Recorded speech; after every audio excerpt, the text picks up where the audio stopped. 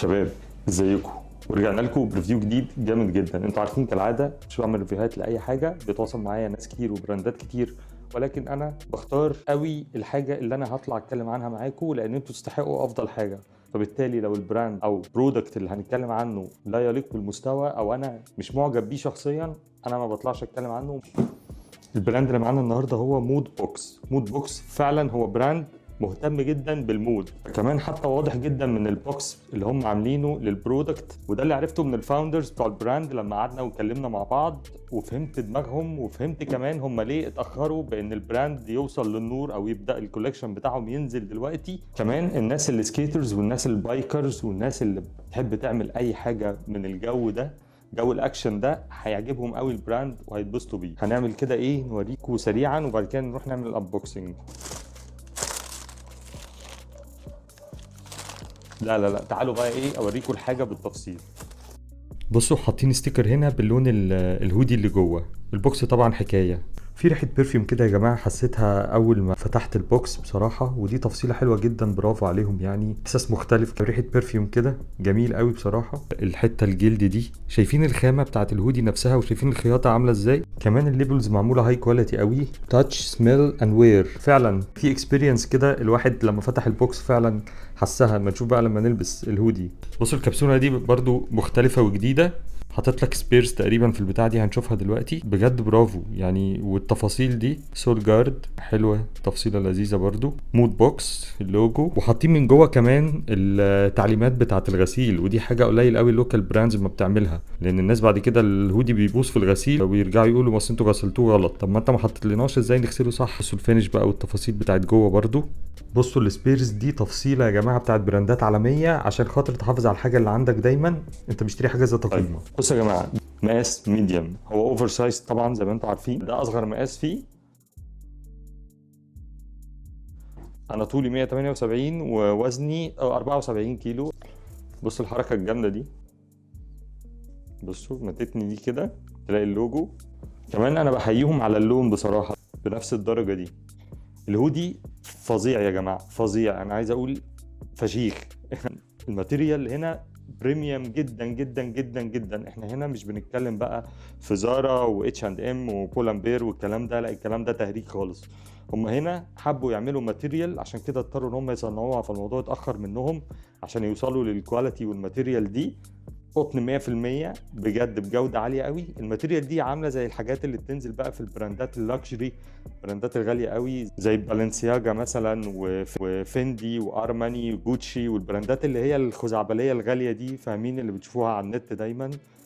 اسعارها بتبقى في حته تانية خالص، اسعار خزعبليه، هي حاجه اوفر برايس طبعا. انا نفسي مش مقتنع بيها يعني. انا عمري ما اروح اشتري هودي ب $1000 مثلا، انتوا فاهمين.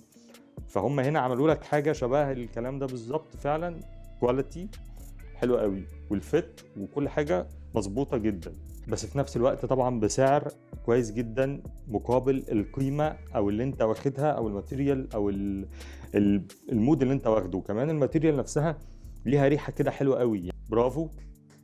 احب اللي يعمل حاجه يعملها صح، وده اللي مخليني لغايه دلوقتي انا في حاجات كتير قوي عايز اعملها مش عارف اعملها، لان عايز اعملها صح قوي. لو ما عملتهاش صح قوي مش هعملها. فهم برافو عليهم ان هم صبروا وفضلوا ورا ان هم يوصلوا للحاجه اللي هم عايزينها، حتى لو هيتاخروا في نزول الكوليكشن بتاعهم في اند اوف سيزون مش مشكله، ولكن هي دي جاست بدايه ينزلوا بيها الماركت. وان شاء الله البراند ده انا متوقع له ان هو هيوصل في حته جامده جدا. كمان الحركه بتاعت الكبسولات دي بصوا جامده قوي، انت ممكن تقفل واحده وتسيب الثانيه، بس هي ستايل يعني. وبرده الحركه بصوا جامد جدا. تعالوا نشوف الاسود بقى.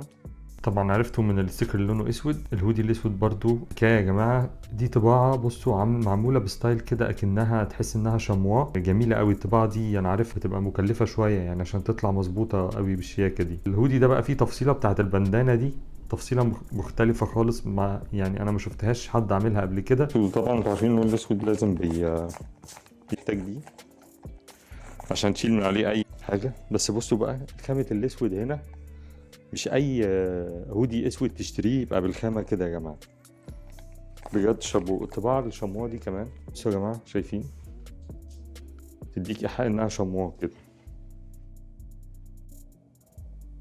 جامد جدا.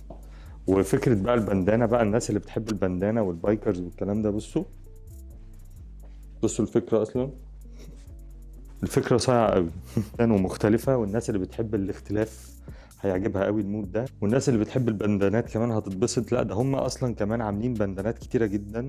بصوا عامل لك اشكال كتير قوي لو انت بتلبس بندانات بقى. طبعا انا مش اكيد مش في يومي العادي الطبيعي، انا بالنسبه لي كاحمد او وقت عادي ان انا هلبس بندانات، بس ممكن اكون مسافر وبعمل سفاري في الجبل مش عارف ايه كده، انتوا عارفين طبعا بتحتاج البندانات دي، او في وقت من الاوقات كنا بنستخدمها زي الكمامه كده. هم حتى دي ما اهتموش ان هم يجيبوا حاجه جاهزه، جايبين من اقوى يعني من افخم انواع القماش وعاملينها سبيشال، يعني طابعين عليها الديزاينز بتاعتهم.